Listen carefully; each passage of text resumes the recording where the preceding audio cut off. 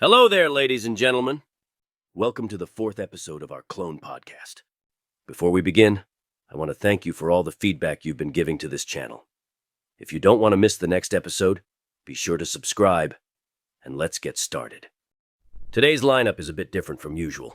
The main squad consists of the commanders, Gree, Wolffe, Bacara, and Captain Rex. Calm down, Rex. You are better clone than them and you know it. Where are Neo and Bly, though? Neo is currently fighting on Ord Mantell, and Bly is on a therapy session with General Secura due to her jealousy issues. Commander Bly, what would you tell me about your relationship? Oh, so she knows your name. Why wouldn't she know my name? We introduced ourselves. I bet she is the one who you visit every Thursday evening. How many times do I have to tell you it's General Staff meeting? Well, as usual, let's start with smash or pass with alien species. With a slight twist. We'll choose 3 races and rank them from most to least attractive. What species do we have? Trandoshan, Gran, and Parvan. So we have a lizard, a 3-eyed mushroom, and a 3-eyed something else. Wow, this is tough. Let's decide who's the worst choice. For me, it's definitely Parvan. It's the least humanoid of them all. I wouldn't mind that. But what about Gran? They look like ugly sea cucumbers. You'd prefer Gran over Parvan? Really? It's like a Smurf mixed with an octopus. Raunchy, isn't it? Gosh, you are weirdo. I vote for Parvan being the worst. So am I. Me too. So Parvan is 3rd. Now who will be 1st and 2nd? Well, nothing against Trandoshans, but those teeth are a bit scary. And that long lizard tongue of theirs. Good point, actually. Ain't no way I will put Gran before Trandoshan. I'm with Gree. Those Gran eyes are too much. I'm going for Gran. It has a certain charm to it. I see it the same way. Rex, you have the deciding vote. Long tongue, but sharp teeth. I say it's worth the risk. Trandoshan is the ultimate smash. God, I can't believe I actually said that. So we'd rather choose a walking dinosaur over a seahorse and a mushroom with tentacles? Yeah, I can live with that. Let's move on to today's guest. He's a passionate butterfly collector and a pophead enthusiast. In 34 BBY, he became the galactic middleweight boxing champion. He's the one who brought Ahsoka Tano into the Jedi Order. Ladies and gentlemen, Jedi Master Plo-Koon. Kotoya, my dear clones. Kodoya, Master Plo. We're glad you accepted our invitation. Hi, Wolffe, do you have the thing? You mean the thing? Yes, the thing. Are you talking about spice? Of course we do. Wolffe has shipped 1 batch straight from Kessel. It is the highest quality spice. So, is it true that you use spice? Indeed. And is it also true that you take it to relieve your knee pain? Oh Lord, no. It started that way, but the pain is gone. Nowadays, I use it for pure enjoyment. What does the Jedi Council think about this? They occasionally enjoy spice with me, too. It's not widely known, but spice is excellent for relieving stress and deepening one's connection to the Force.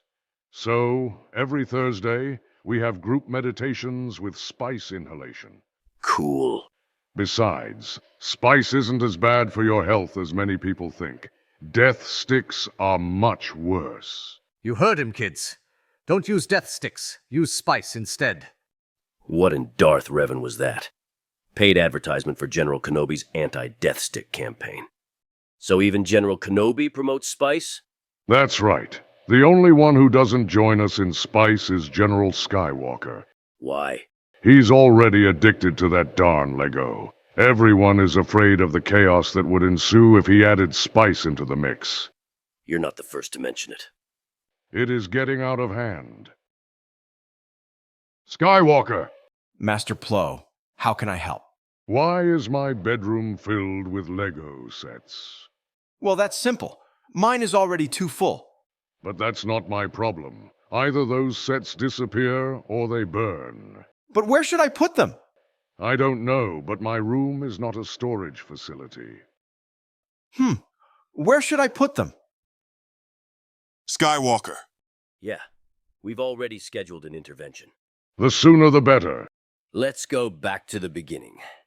You were the galactic boxing champion? Yes, in 34 BBY. Wait, you were the Keldor Knight? That legendary boxer? Yes, that's what they used to call me. It was a glorious time. I was in the best shape of my life, unstoppable in the ring. My opponents feared me, the audience adored me, and I enjoyed every moment of it. Quick as a bee, strong as a bear, and as unpredictable as Master Yoda on Ketamin. I had a fire inside me that couldn't be extinguished, except by an opponent's defeat. It was the time of my life. However, I badly injured my knee, and from health reasons I decided to end my career. I'm sorry for that. Do you miss it?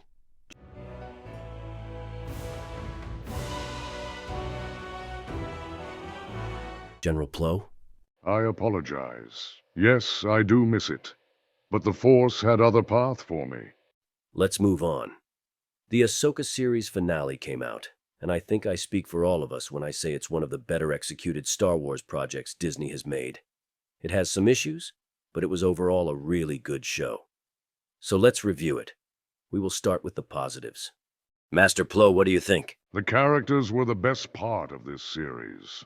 All of the main cast played well. I especially liked how Ahsoka overcame her guilt and transformed back from that stoic persona to the smiling Ahsoka we know and love. Now, that's what I call character development, Disney. However, it was the last time we saw Byron Skoll. Rest in peace, Ray Stevenson.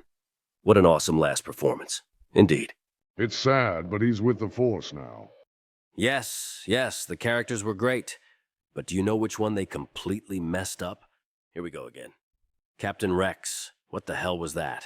10 seconds of screen time. And it was only in a flashback, sort of. Rex, we told you not to get your hopes up. Shut up. The visual effects and music were absolutely fantastic, as always. And the lightsaber duels were the best we've seen in live action since the prequel trilogy. Let's move on to some negatives, though. The finale was somewhat peculiar. We simply live under the assumption that our characters are on a time hurry, and if they will not arrive on time, they will stuck in another galaxy. So what do? They move at the speed of a slow land vehicle, and it wasn't until their ship was damaged by TIE Fighter that they decided, now it's time to rush. Just saying that. This was odd. And Sabine's progression with the Force is somewhat unusual. For someone so inexperienced in the Force, she deflected blaster shots suspiciously well. It's not that big of a problem for me that she was able to pull a lightsaber to herself. But my issue is that she was able to push Ezra while jumping.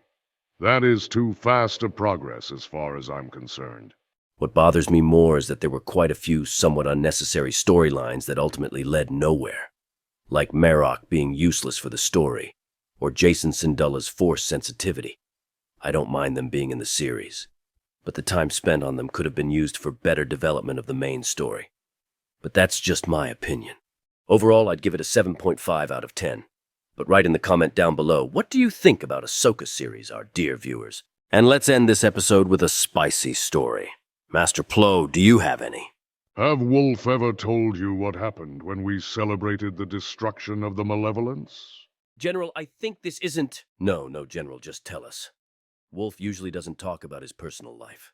We celebrated on the lower levels of Coruscant, and there was a Pantoran girl who was really into Wolffe. Eventually, she took him home, and how did it end, Wolffe? Unfortunately, once we were at her place, she undressed me completely except for the helmet. When we were about to get intimate, her husband came in, and I had to jump out of the window. Her husband saw me, and he chased me. And in the end, I had to hide in the trunk of a speeder. To make matters even more surprising, it turned out to be the speeder of Wilhoof Tarkin. And imagine his shock when he opened the trunk, and there I was, naked, with just the helmet on. Oh my God, Wolffe, that is an amazing story. Why did you never told us? Really? You do not know why? And with this, we will end today's episode. If you enjoyed it, please give it the like or subscribe to our channel. where you can find much more content like this. Do not forget to comment what character would you like to see in future episodes. I will see you next time in the new episode of Clone Podcast. See ya. And as always, for the Republic.